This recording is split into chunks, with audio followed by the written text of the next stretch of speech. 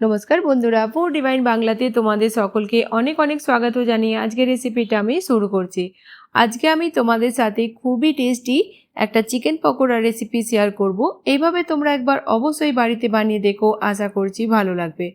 তো আজকের রেসিপির জন্য এখানে আমি নিয়েছি 200 গ্রাম বনলেস চিকেনকে আমি এইভাবে ছোট ছোট টুকরো করে কেটে নিয়েছি। চিকেন তোমরা তোমাদের প্রয়োজন মতো কম বেশি করে নিও।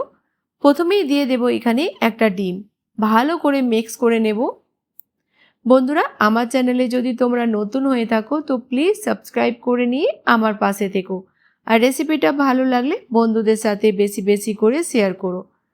ডিমটা ভালো করে মিক্স করে নিলাম। দিয়ে দেব এখানে হাফ চামচ গোলমরিচের গুঁড়ো, হাফ চামচ গরম মশলা, 1/4 চামচ হলুদ গুঁড়ো, 1 চামচ কাশ্মীরি রেড চিলি পাউডার দিলাম, হাফ চামচ জিরা পাউডার, আর হাফ চামচ দেব এখানে ধনিয়া পাউডার।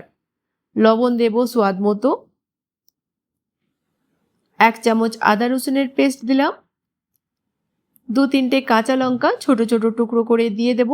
ঝালটা অবশ্যই কম বেশি করে নিও।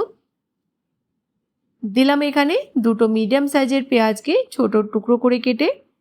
আর নিয়েছি এখানে আমি 1 কাপ বেসন, কিন্তু পুরো বেসনটাই দেব না, হাফ কাপের একটু বেশি বেসন দিয়ে প্রথমে মিক্স করে নেব।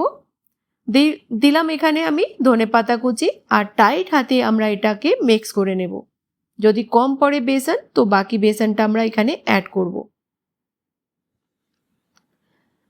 বন্ধুরা, আজকের রেসিপিটা তোমরা কোন গ্রাম থেকে বা কোন শহর থেকে দেখছো আমাকে কমেন্ট বক্সে অবশ্যই বলো। আর রেসিপিটা ভালো লাগলে বন্ধুদের সাথে শেয়ার করতে ভুলো না যেন।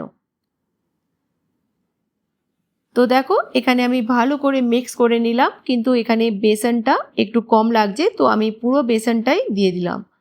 তো টোটাল আমি এখানে 1 কাপ বেসন ব্যবহার করেছি।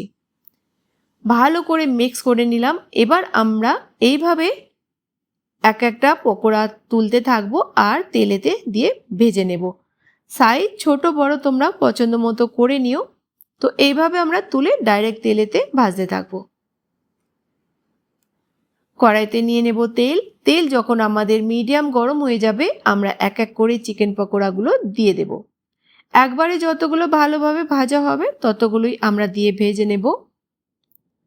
হাই ফ্লেমেতে ভাজবো না, মিডিয়াম ফ্লেমেতে আমাদের উল্টে পাল্টে ভেজে নিতে হবে যতক্ষণ না খুব সুন্দর একটা কালার চলে আসে। হাই ফ্লেমেতে ভাজলে কি হবে যে পকোড়া আমাদের কাঁচা থেকে যাবে আর উপর থেকে কিন্তু জ্বলে যাবে। তো মিডিয়াম ফ্লেমেতে আমরা উল্টে পাল্টে ভেজে নেব। 1-1.5 মিনিট পর আমি সব পকোড়াগুলোকে এইভাবে উল্টে দিচ্ছি।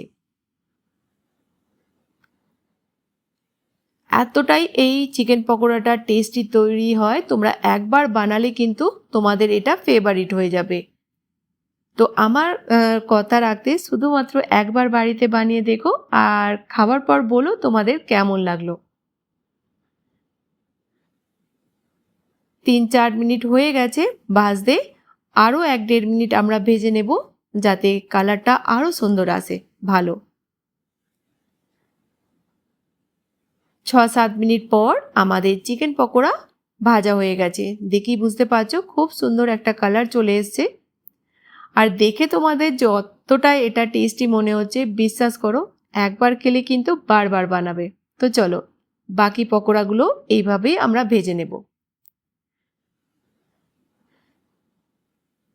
তো বন্ধুরা, আজকের রেসিপিটা তোমাদের কেমন লাগলো কমেন্ট সেকশানে বলতে ভুলো না যেন। ভালো লাগলে অবশ্যই বন্ধুদের সাথে বেশি বেশি করে শেয়ার করো।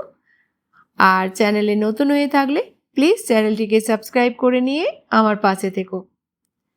তো নতুন কোনো রেসিপির সঙ্গে আবার দেখা হবে। ততক্ষণ ভালো থেকো, সুস্থ থেকো।